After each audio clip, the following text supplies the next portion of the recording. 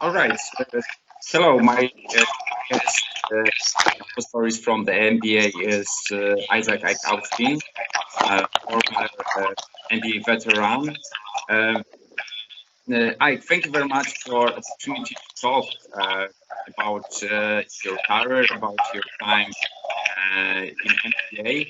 You were born in California, and did Showtime Lakers was your favorite team when you were a kid?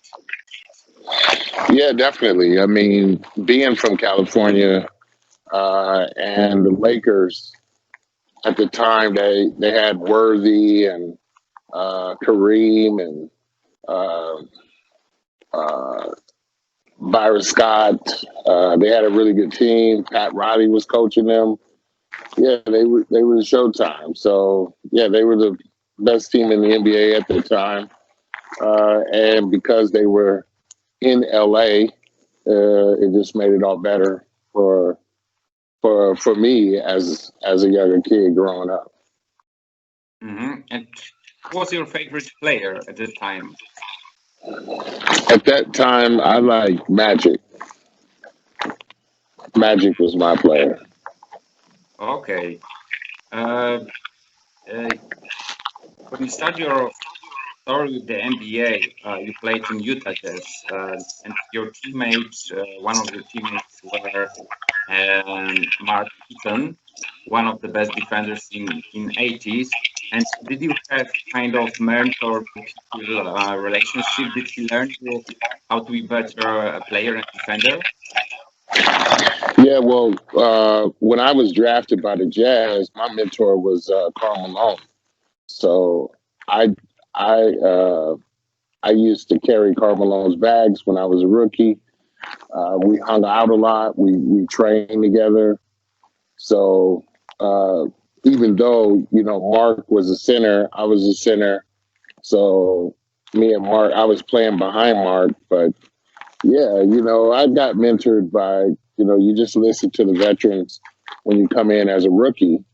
So yeah, but Karl Malone was my mentor.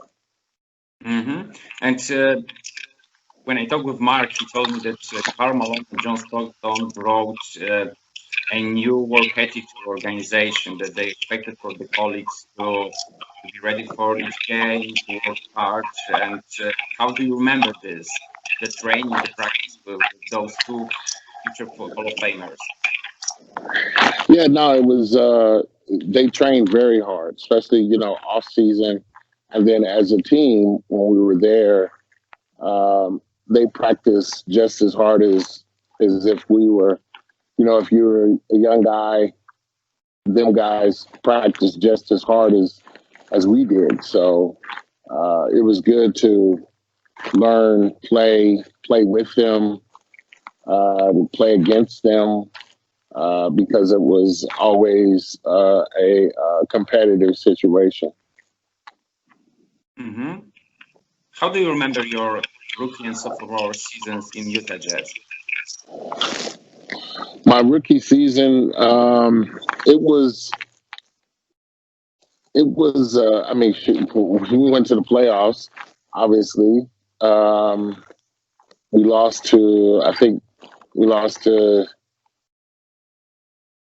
Seattle. I think it was.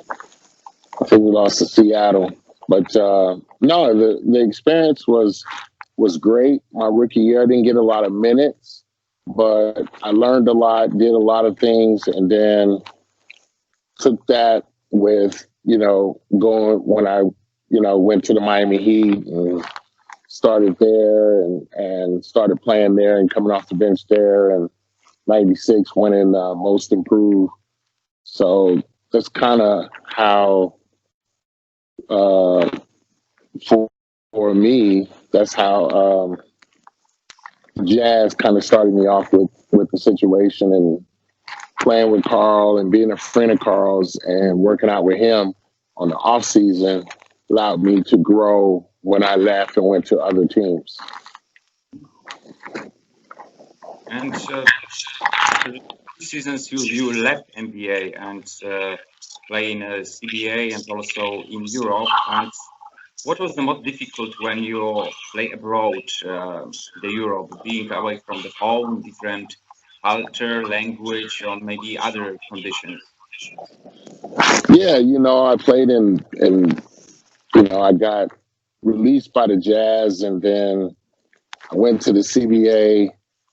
I played with Philly for the rest of the year, I think that year. And then after I went to Lyon, I went to Lyon, France, played there. Um, just got some more experience, playing experience. At the time, I wasn't getting a lot of minutes with Carl and them. So I think playing overseas gave me the chance to gain a lot of game experience. Even though the game was slower than what it is in the NBA, it was still good for the development. So I utilized playing in Europe, playing with Lyon, and playing in Turkey, all the different places that I wouldn't play, Italy. It's just it gave me more experience. So when I went back to the NBA to play, I had more game experience, which is what helped when I went to the Heat in '96 and won Most Improved, and then became one of the top free agents coming out of the lockout year. But you weren't the only Austin in your family who played in the NBA, in Europe. I remember your brother Alex. He played 2 seasons in Poland, and Yes, he did. and he was a crazy scorer. I remember when he scored 50 points, which I guess that still is the second scoring record in our country. And how did he remember this time spending in Poland? Like he was a star here. Yeah, I thought he had a great time. Is what I thought. Yeah, I've seen Alex do it in high school. High school, I saw him give 64 points, and so my brother was a very good player. It's just that I, I don't know why he didn't make it in the NBA, but um, yeah, he's a very good player. Mm-hmm. You came back to NBA and Miami Heat. In your first season with Heat, you scored 9.7 points, 5.8 rebounds in only 22 and 9 minutes on the court. On Most Improved Player award. Was it the best season in your career? I think for me, that was going to Miami and making that team was big because that summer I was trying to get in shape, so I was out of shape. There was so much scrutiny against me, so I think for to lose the weight,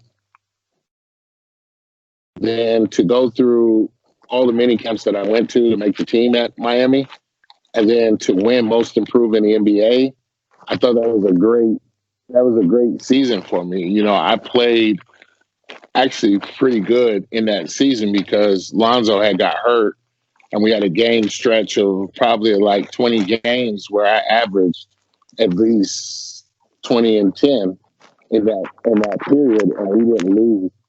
We kept our we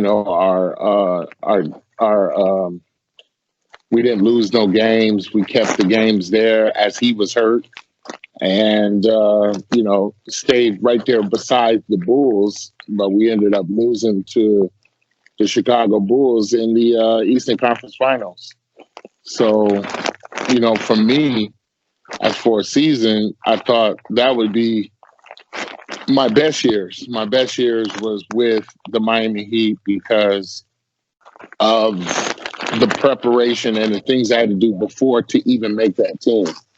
So it was special for me. And to win an NBA award, you can't erase that. Once you win an award in the NBA, Most Improved Award, at the time it was the 12th I was the 12th person to win that award in the league. So I thought it was a great year and a great achievement.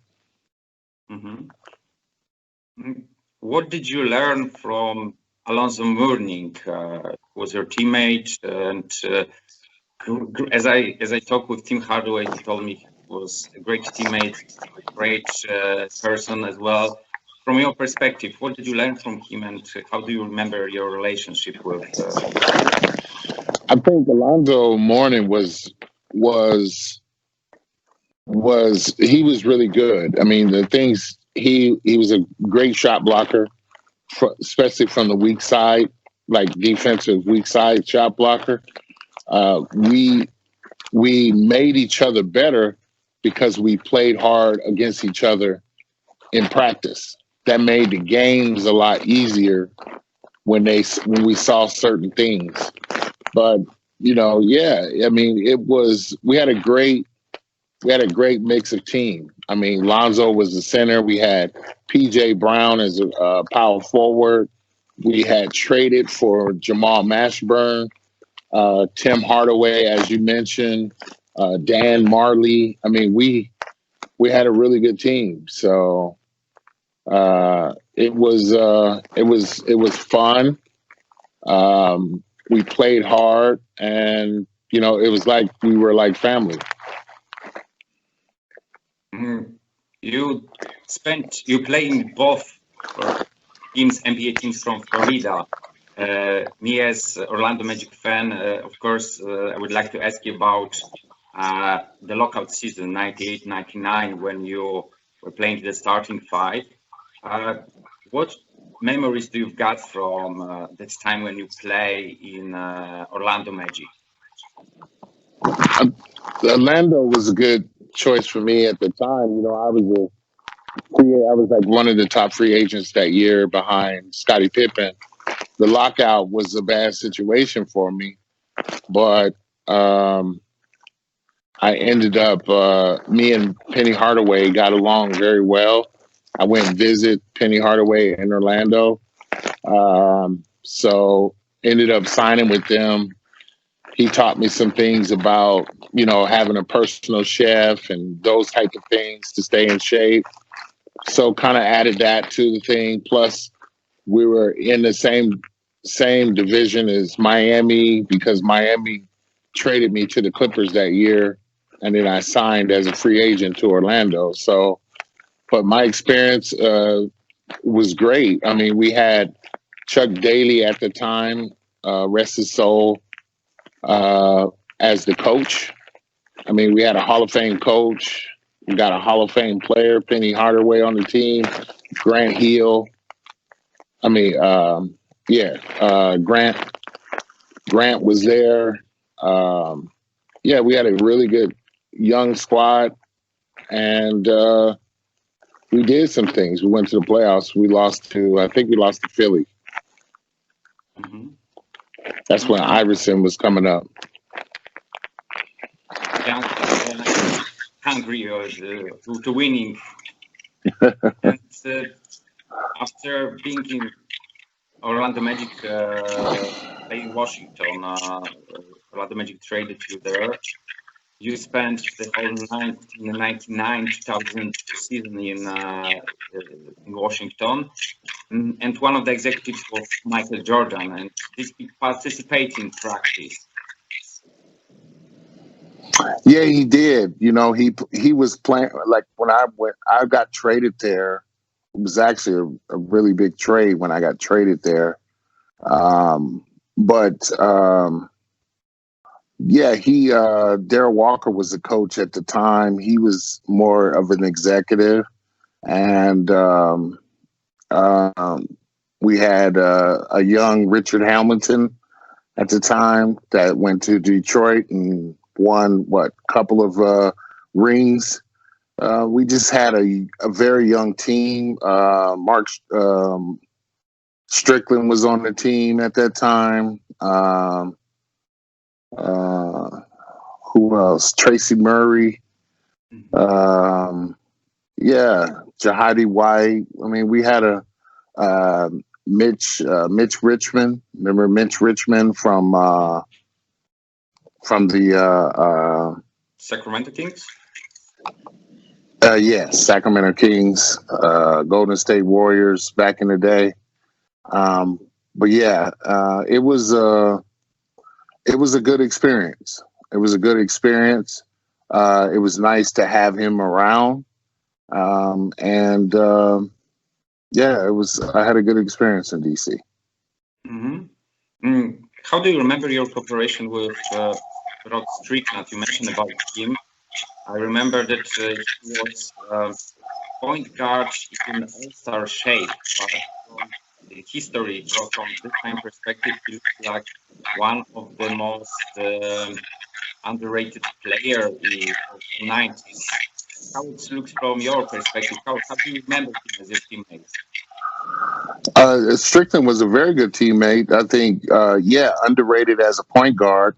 I thought he was very advanced of being 6 foot and 6 foot 6'1", being able to get to the basket, score the basket the way he did. The passes he made. Strickland came out of DePaul University. But yeah, he was a very good point guard for me. I thought he pushed the ball very well, see the floor, understood the game very well. So, Strickland, straight all-star. Yeah, all-star player. Mm-hmm. Isaac, your last 2 seasons you spent in Grizzlies. One season it was in Vancouver, second Memphis. After the team changed the location, they had young center Bryant Reeves, very talented but with health problems. How good he was? You talking about Brian Big Country Reeves? Big Country Reeves, yeah.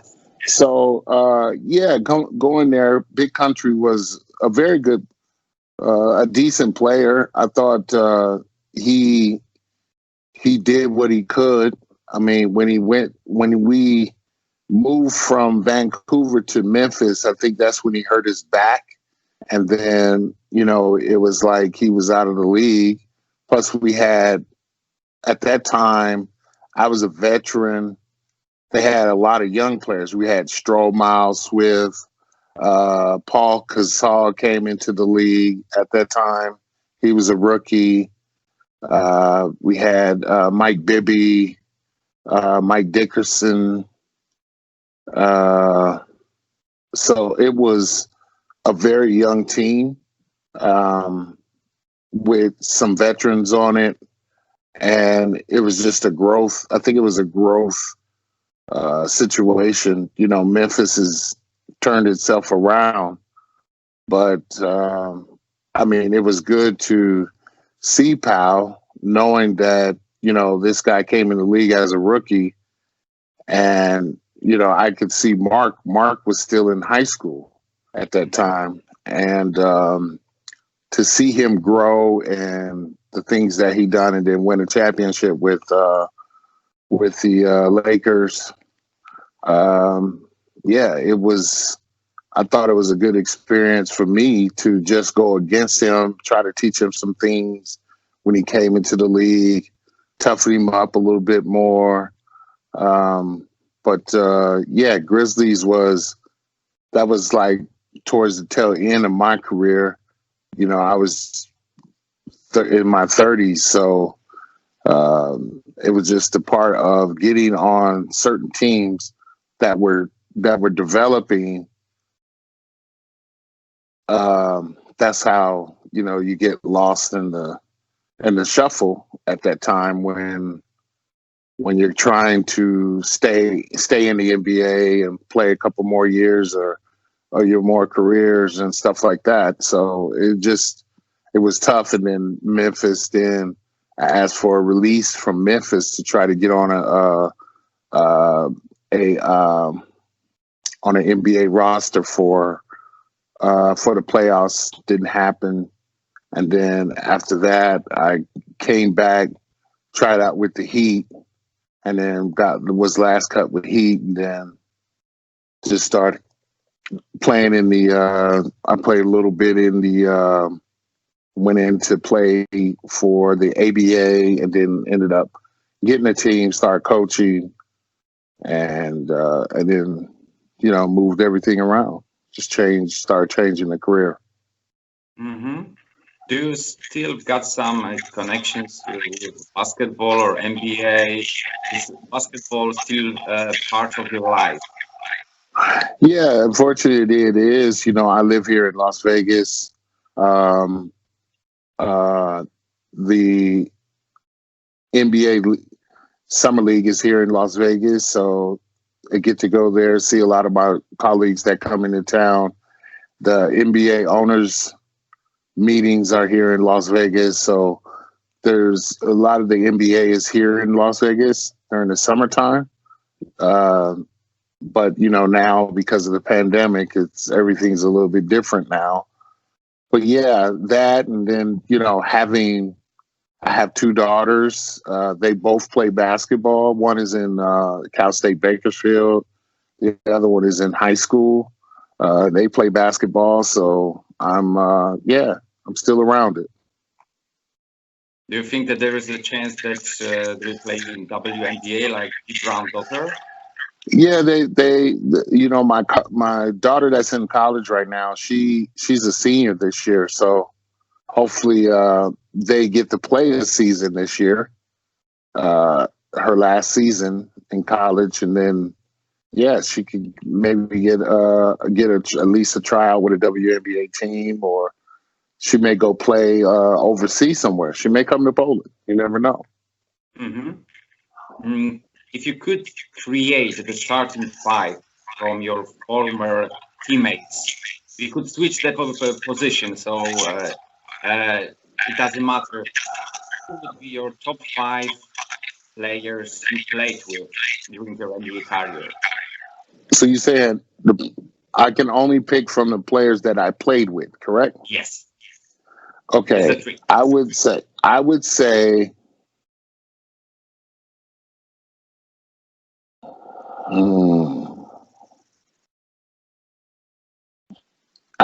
Tim Hardaway as my point guard, because I like Tim's point guard game. I would take Karl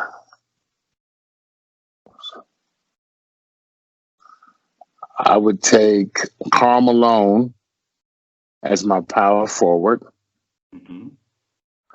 I would take Penny Hardaway as my two guard. Mm-hmm.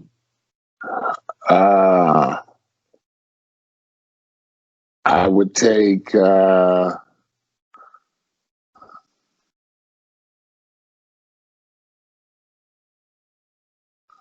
Jamal Mashburn as my small forward. Mm-hmm. And obviously I could pick myself for center, but I would just I would take Alonzo as center. Okay.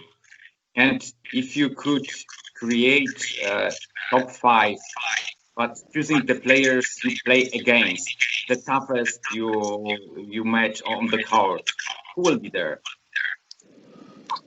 Ah, gosh. I would have to yeah, I would have to say Michael Jordan. Mm-hmm.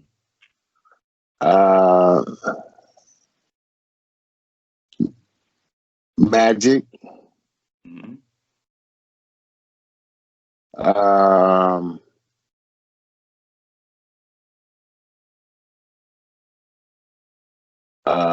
I would have to say Hakeem Olajuwon. Mm-hmm. Shaquille O'Neal. Mm-hmm. I expected him to be on the list.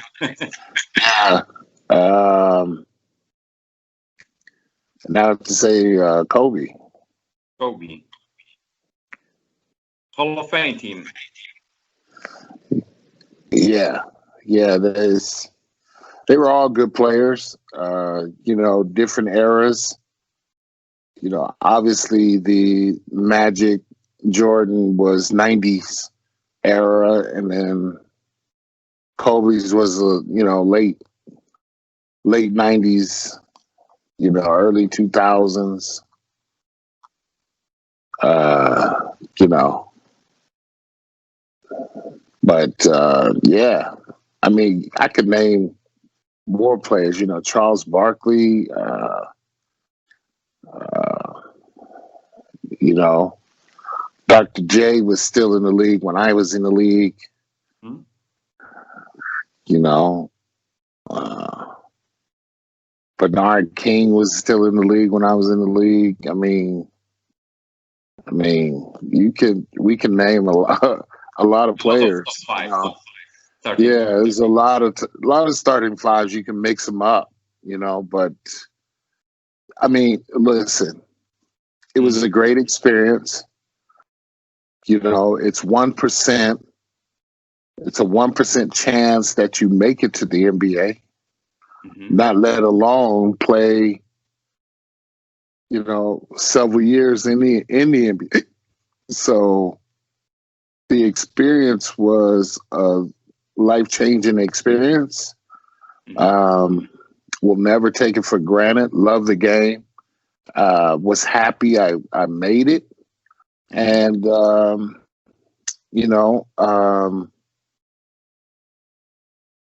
it will always, be with me for the rest of my life. Sure. Not, Like memories from the 90s in my head, and you were always one of my favorite players. I really appreciate the way which you had being in the NBA, left NBA, then come back. I like these stories and that showing the character and also the love to the basketball. And I was really happy that you played with Orlando Magic, so that's why I'm also happy that we've got the opportunity to talk. well, definitely, and I appreciate you doing this interview. But yeah, it was a ride. It was a story. I'm probably going to do a book on my experience and the things I went through. Um, trying to make it in the league, and all the little things, the weight clause that I had in my Jazz contract, and going to Cleveland for a tryout and getting cut before I even hit the floor because I was overweight. These type of things that people don't get to hear or see. They only see when you're on a team or you're playing and stuff, but they don't see the sacrifices and the things that you went to make that team. So the experiences that you go through, the time of making the Miami Heat, there was over 150 guys that came through Miami that year, and they only kept like 2 players, which was me and a guy named Tony Farmer at the time. So, the people don't experience that stuff. They don't see that. So I kind of wanted to do a book based off of, my journey through the NBA. Sure. Being cut, going to CBA, playing in Europe, leaving Europe, coming back, and then making Most Improved, and getting a big contract and playing with some teams, losing an opportunity when the lockout came, and just a lot of things. So, I think that when I was younger and start my story with the NBA, I got this information about NBA from NBA cards, from upper deck of players, from some games which were in TV, and many times, of course, it was immature. But when I look at the player, got not a lot of points, for me it was the way how I look at him as not good.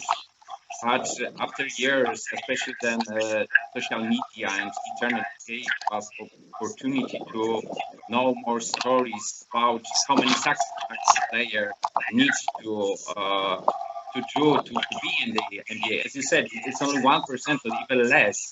And I think that you as a player from the 90s didn't have this kind this opportunities to share with your story.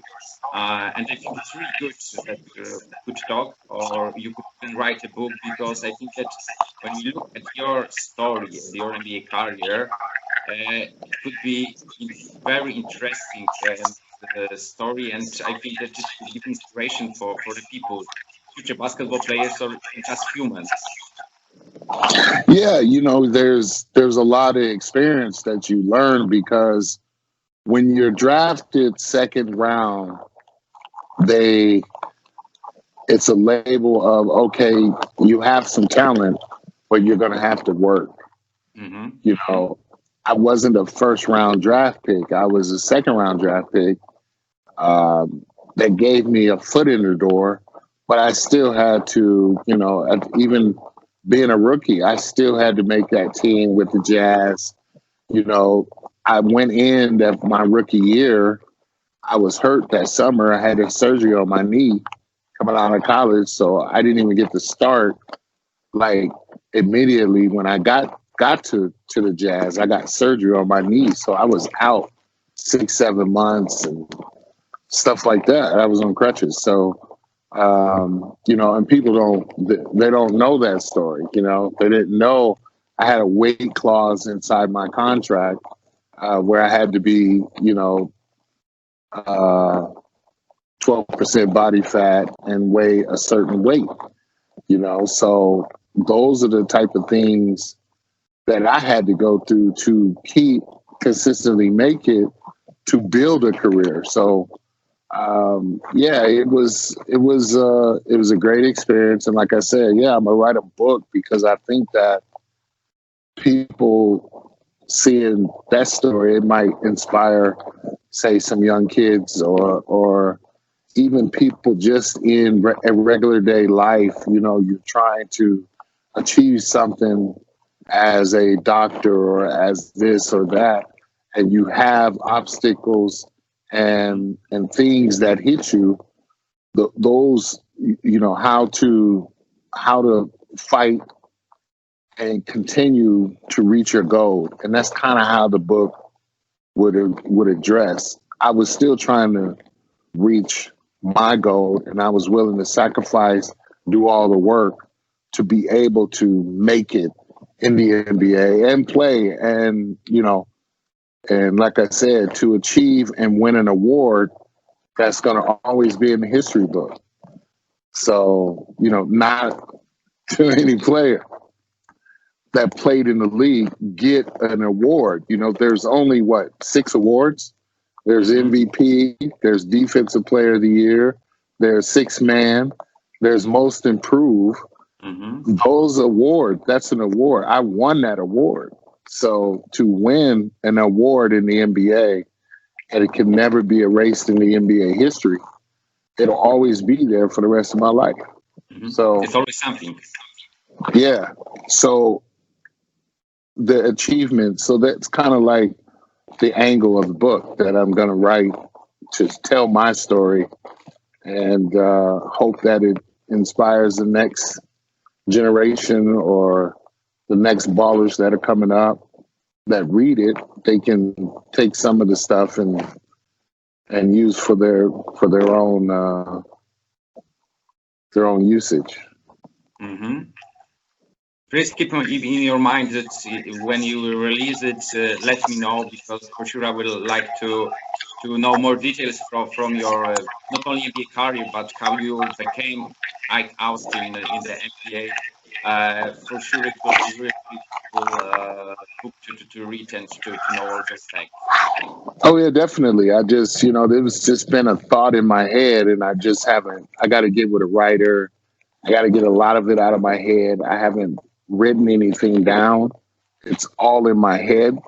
So I just need to get with someone with a good writer, so I can just start telling the story, and then they can start writing it and doing it like that. So that's kind of how I want to do. So hopefully I can get to that and start that project and come up with a good book. I'm trying to figure out what a title would be for that type of book, but yeah, definitely. Okay, I'll let you I keep know. my fingers crossed for this aim in your life. I appreciate it. Ike, thank you very much. Ike Austin was our guest in OPOstories from the NBA. Thank you very much again, and have a good night. All right, you too. Thank you. Thank you very much. Goodbye. All right, bye-bye.